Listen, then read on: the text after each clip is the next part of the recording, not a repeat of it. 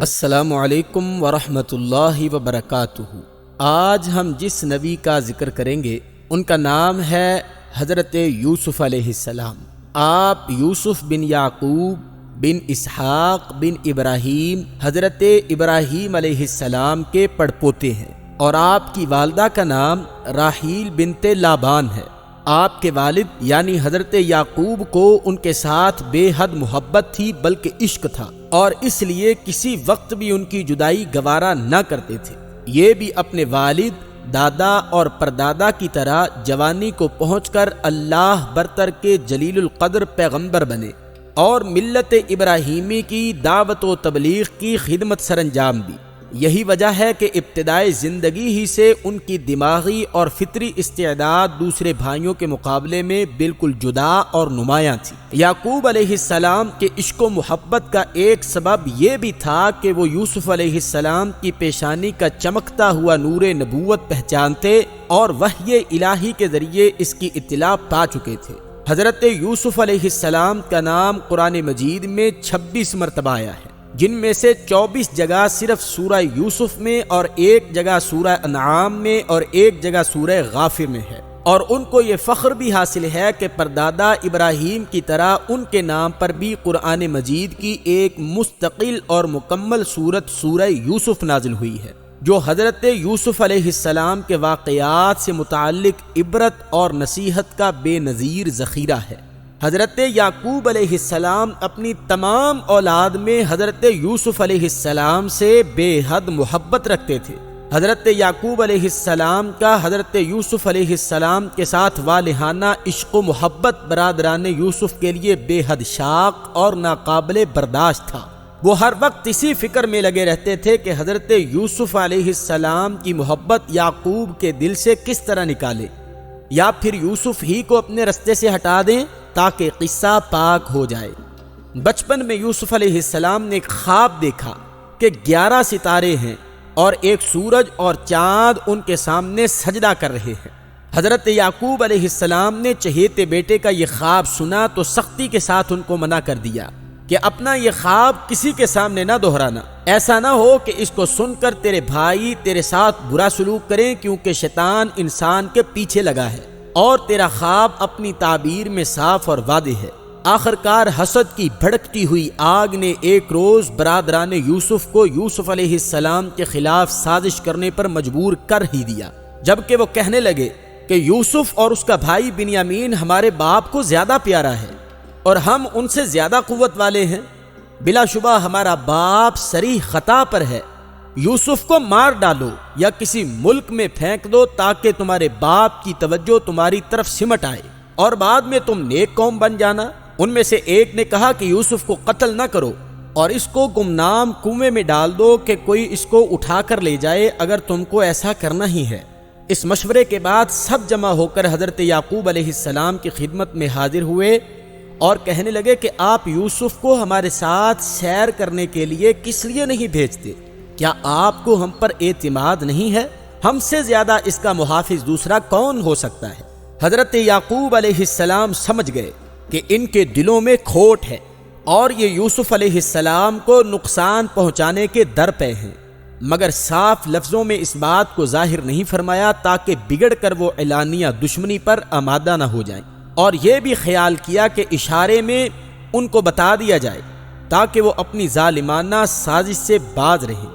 غرض برادران یوسف علیہ السلام کو جنگل کی سیر کرانے کے بہانے لے گئے اور مشورے کے مطابق ایک ایسے کنویں میں اس کو ڈال دیا جس میں پانی نہ تھا اور عرصہ سے خشک پڑا تھا، اور واپسی پر اس کے قمیص کو کسی جانور کے خون میں تر کر کے روتے ہوئے حضرت یعقوب علیہ السلام کے پاس آئے اور کہنے لگے، اے باپ، اگرچہ ہم اپنی صداقت کا کتنا ہی یقین دلائیں مگر تجھ کو ہرگز یقین نہیں آئے گا کہ ہم دوڑ میں ایک دوسرے سے آگے نکلنے میں مشغول تھے کہ اچانک یوسف علیہ السلام کو بھیڑیا اٹھا کر لے گیا۔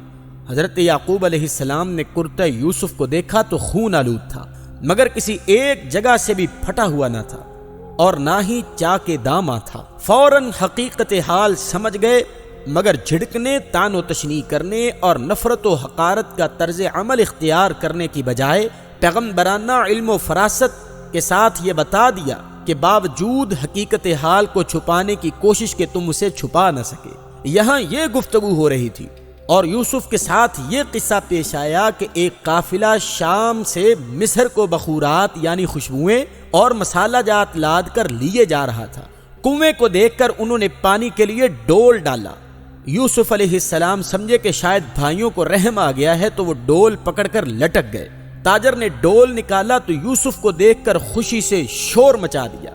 جب اس قافلے نے یوسف علیہ السلام کو دیکھا تو ان کی آنکھیں مارے حیرت کے پھٹی کی پھٹی رہ گئی۔ اتنا خوبصورت بچہ انہوں نے زندگی میں پہلی بار دیکھا تھا۔ انہوں نے آپس میں مشورہ کر کے یوسف علیہ السلام کو مصر کی منڈی میں بیچنے کا ارادہ کر لیا تاکہ ان کو خوب نفع ملے۔ مصر کی منڈی لگی، یوسف علیہ السلام کو بازار میں بیچا گیا۔ مصر کی شاہی فوج کے ایک افسر نے یوسف کو معمولی قیمت دے کر خرید لیا اور اپنے گھر لے گیا۔ اپنی بیوی کو کہا کہ اس کو ہم اپنا بیٹا بنائیں گے۔ اب وقت کی دوسری اور کٹھن آزمائش شروع ہوتی ہے، وہ یہ کہ حضرت یوسف کا جوانی کا عالم تھا۔ حسن و خوبروئی کا کوئی پہلو ایسا نہ تھا جو ان کے اندر موجود نہ ہو۔ جمال و رعنائی کا پیکر، مجسمے رخ روشن، شمس و قمر کی طرح منور، عصمت و حیا کی فراوانی، سونے پہ سہاگا، اور پھر ہر وقت کا ساتھ۔ عزیز مصر کی بیوی دل پر قابو نہ پا سکی، یوسف علیہ السلام پر دیوانہ وار نثار ہونے لگی۔ مگر ابراہیم علیہ السلام کا پوتا اسحاق علیہ السلام اور یعقوب علیہ السلام کا نور دیدہ اور خانوادہ نبوت کا چشم و چراغ اور منصب نبوت کے لیے منتخب، بھلا اس سے یہ کس طرح ممکن تھا کہ ناپاکی اور فحش میں مبتلا ہو اور عزیز مصر کی بیوی کے ناپاک عزائم کو پورا کر دے۔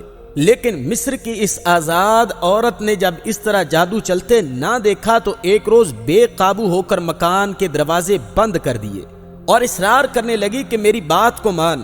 حضرت یوسف علیہ السلام کے لیے یہ وقت سخت آزمائش کا تھا۔ شاہی خاندان کی نوجوان عورت شعلہ حسن سے لالا رو، بے پناہ حسن و زینت اور عشوہ ترازیوں کی بارش۔ ادھر یوسف خود نوجوان، حسین اور حسن کی خوبی سے آشنا، دروازے بند، رقیب کا خوف نہ ڈر، مالک کا خود ذمہ دار۔